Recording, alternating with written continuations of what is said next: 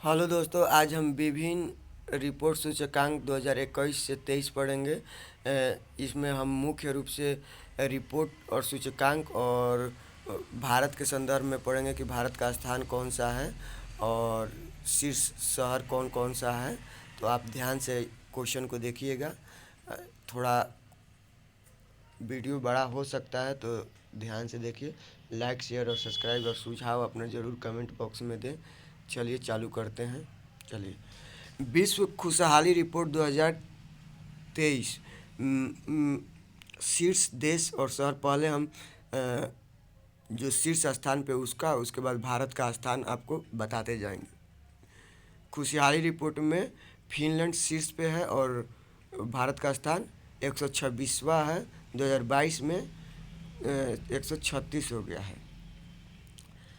World air quality report 2023 में चांद जो है पहले नंबर पर है और भारत 2022 में 5वें नंबर पर है। 2022 में 5वें नंबर पर और 2023 में 8वें नंबर पर है। वर्ल्ड आतंकवाद सूचकांक 2023 में अफगानिस्तान पहले पर है और 13वें स्थान पर है। अंतर्राष्ट्रीय आईपी सूचकांक 2023 में भारत 42वें नंबर पर है, अमेरिका पहले स्थान पर है। चलिए, global labour resilience index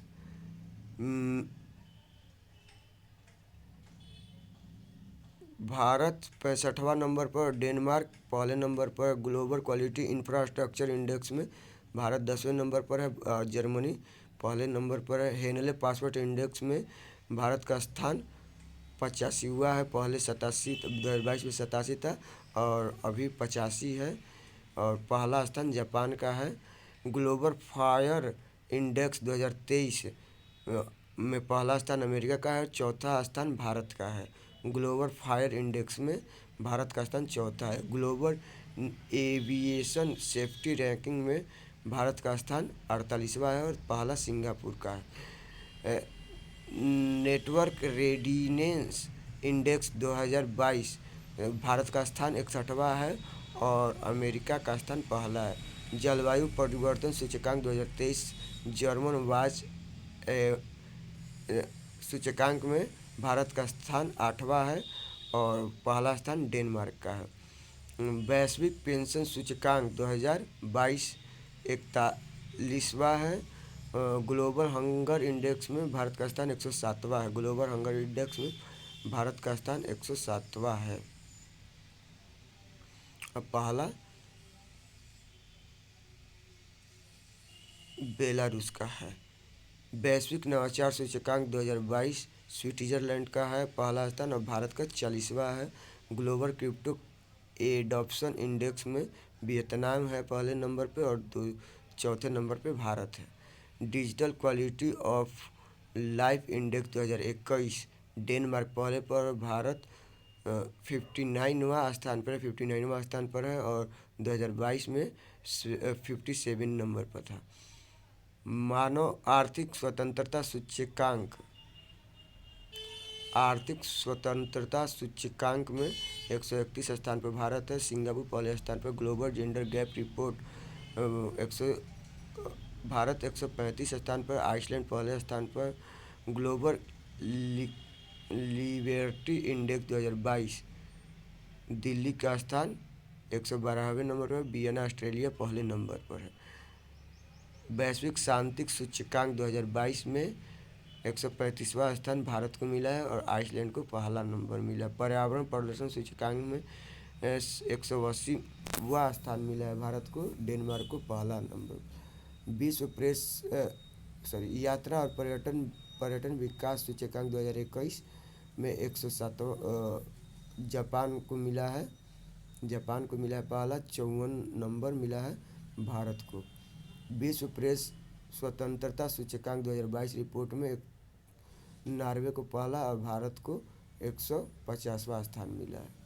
the health report 2022 America को पहला स्थान मिला है और भारत को तीसरा में। द हेल्थ रिपोर्ट 2022 अमेरिका को प्रथम और भारत को तीसरा स्थान मिला। Global house index 2000, global house prime index IQ 2021 तुर्की में है 51वां, भारत का है। सतत विकास सूचकांक 2021 भारत को 120वां स्थान मिला है, फिनलैंड को पहला स्थान मिला है।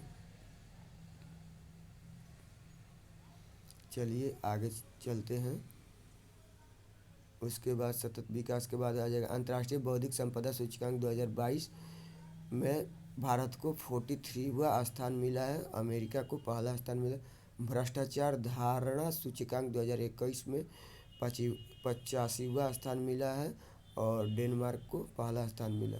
वैश्विक स्वास्थ्य सुरक्षा सूचकांक 2021 66वां स्थान मिला, USA को पहला स्थान मिला। वर्ल्ड टैलेंट रैंकिंग रिपोर्ट 2021 में 56वां स्थान, भारत को, स्विट्जरलैंड को प्रथम स्थान। एशिया पावर इंडेक्स 2021 में भारत को 4, अमेरिका को पहला मिला है। वैश्विक विश्व जोखिम रैंकिंग में भारत को 82वां और डेनमार्क को पहला स्थान मिला है। वैश्विक खाद्य सुरक्षा सूचकांक में भारत को 71वां और आयरलैंड को पहला स्थान मिला है। तो चलिए दोस्तों, आज हम इसके आगे आर्थिक समीक्षा के पर चर्चा करेंगे जो 22-23 में दिया आया है। वित्त मंत्री निर्मला सीतारमण ने 31 जनवरी 2023 को संसद के आर्थिक सर्वेक्षण 2022-23 पेश किया। इस आर्थिक सर्वेक्षण का मुख्य अर्थ सलाहकार बी अनंत नागेश्वरन के नेतृत्व में तैयार किया गया। इस बार के आर्थिक सर्वेक्षण की थीम मध्यावधि स्थिति, आशावादी या विश्वसनीय है। आर्थिक समीक्षा 2022-23 महत्वपूर्ण तथ्य देख लीजिए। अर्थव्यवस्था की विकास दर मार्च 2023 को समाप्त होने वाले शीर्ष के लिए 7 वास्तविक रहने की उम्मीद है। पिछले वित्त वर्ष में विकास की दर 8.7% रही थी। पिछले साल के आर्थिक सर्वेक्षण 2022-23 के दौरान देश की GDP विकास दर 8 से 8.5% रहने का अनुमान जाहिर किया गया था। वित्त वर्ष 2023-24 के दौरान भारत की GDP विकास दर 6 से 6.8% रहने का अनुमान है। वित्त वर्ष 2023-24 के लिए GDP विकास दर वास्तविक आधार पर 6.5 रहेगी। भारत PP क्रय शक्ति क्षमता के संदर्भ में तीसरी, जबकि वित्तीय विनिमय दर के मामले में 5वीं सबसे बड़ी अर्थव्यवस्था है। वित्त वर्ष 2022-23 के प्रथम अग्रिम अनुमान के अनुसार भारत में प्रति व्यक्ति निव्वल राष्ट्रीय आय 96,522 रुपये है तथा प्रति व्यक्ति आय की वार्षिक वृद्धि 5.5% है। सर्वेक्षण के मुताबिक 2022 में GST करदाताओं की संख्या 70 लाख से दुगना होकर 1.4 करोड़ पहुंच गई है। सर्वेक्षण के अनुसार वित्त वर्ष 2022-23 के दौरान राजकोषीय घाटा 6.4% रहा, जो पिछले वित्त वर्ष 6.7% रहा था। दिसंबर 2022 के अंत में विदेशी मुद्रा भंडार 562.72 बिलियन अमेरिकी डॉलर था। RBI ने वित्त वर्ष 2022-23 में मुद्रास्फीति की दर 6.8 रहने का अनुमान लगाया है। RBI ने वित्त वर्ष 2022-23 में मुद्रास्फीति की दर 6.8% रहने का अनुमान लगाया है। वित्त वर्ष 2022-23 में कृषि का सकल मूल्य वर्धन GVA मूलभूत कीमतों पर 3.5% रहा, जो पिछले वित्त वर्ष के 3.0% से अधिक है। सूक्ष्म लघु और मध्यम उद्यम MSME क्षेत्र के लिए ऋण वृद्धि जनवरी-नवंबर 2022 के दौरान औसतन 30.5% से अधिक रही। 2021-22 के दौरान देश में रिकॉर्ड 5,000 लाख टन गन्ने का उत्पादन हुआ। इसमें से 36 लाख मीट्रिक टन चीनी का उपयोग एथेनॉल उत्पादन के लिए किया गया। वित्त वर्ष 2022-23 में उद्योग क्षेत्र का सकल मूल्य वर्धन जीवीए मूलभूत कीमतों पर 4.1% रहा, जो पिछले वित्त वर्ष के 10.3% से काफ़ी कम रहा। वित्त वर्ष 2023 में सेवा क्षेत्र की वृद्धि दर 9.1% रहने का अनुमान है, जो पिछले वित्त वर्ष के 8.4% से अधिक है। भारत के विदेश व्यापार के प्रमुख भागीदार देश कौन हैं? भागीदार देश भारत सर्वाधिक निर्यात करता है अमेरिका से, यूएई से और नीदरलैंड चीन से। भारत सर्वाधिक आयात करता है चीन से, यूएई से, अमेरिका से। भारत 2022 में 100 अरब अमेरिकी डॉलर प्राप्त करके विश्व भर में शीर्ष पोषण प्राप्तकर्ता बन गया है। भारत के ई कॉमर्स बाजार के वर्ष 2025 तक हर साल 18% की दर से बढ़ने का अनुमान है। कुल प्रजनन दर 2.1 हो गया, जो पहले 2.4 था। शिशु मृत्यु दर 38.4 हो गया है, जो पहले 46.0 था। नवजात मृत्यु दर 24.9 है, जो पहले 29.5 था। अप्रैल दिसंबर 2022 में वस्तु निर्यात तीन 332.5 अरब डॉलर का हुआ। भारत की खुदरा मुद्रास्फीति दर अप्रैल 2022 से 7.8% पर पहुंच गई।